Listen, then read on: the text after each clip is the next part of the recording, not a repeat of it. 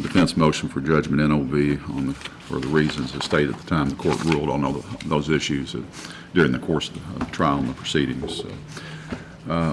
With that, have you all received a copy of the pre-sentence investigative report? Yeah, we have, Your Honor, and have gone over it with Mr. Taylor. There is one correction, and that's on the family chart that they have on there, and his mother is deceased. That wasn't stated. Also, Your Honor, this morning we filed with clerk what they on there call a crime story from our point of view and what we believe the court showed, or the evidence showed during the trial. And we're asking that the court attach that to the PSI.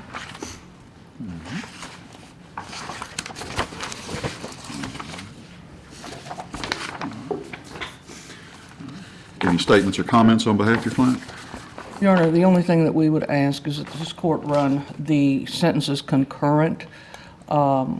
We believe that, in fact, as stated in the JNOV and in previous arguments to the court, that the kidnapping was incidental and was not a separate crime.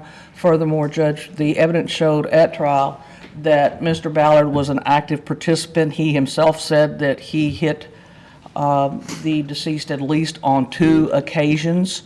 And the only reason I believe that Mr. Taylor got the sentences that he did is because of the testimony of Mr. Ballard, and that testimony, I think, was less than truthful with this court. And it appears that because Mr. Taylor chose to exercise his constitutional right of a trial, that in fact he's receiving more time than Mr. Ballard, and we believe they should be equal. Okay. Mr. Taylor, anything you wish to say, sir? There you are.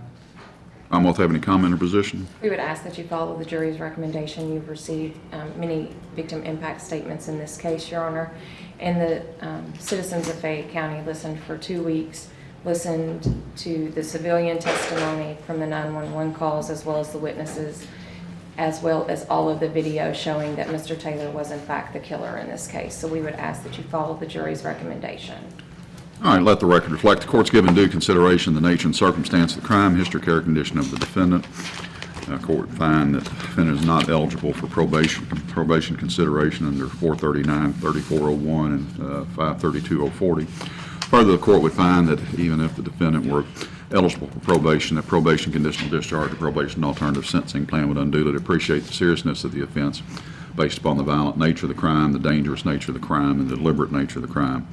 Accordingly, as final sentence on the matter, the court will accept the Commonwealth's recommendation, impose a recommended sentence, the jury's recommended sentence of 22 years on count 1, the murder, 22 years on count 2, the kidnapping, 5 years on count 3, the tampering with physical evidence.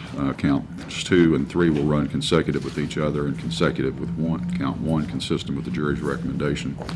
Custody credit will be as calculated by probation and parole. Order the Sheriff of Fayette County to deliver Mr. Taylor to such location as the Department of Corrections may so designate. Mr. Taylor, I also advise you this matter was tried before a jury, so you do have a right to appeal this matter. Any appeal will need to be taken within 30 days of today's date. Thank you. Thank you, Your Honor.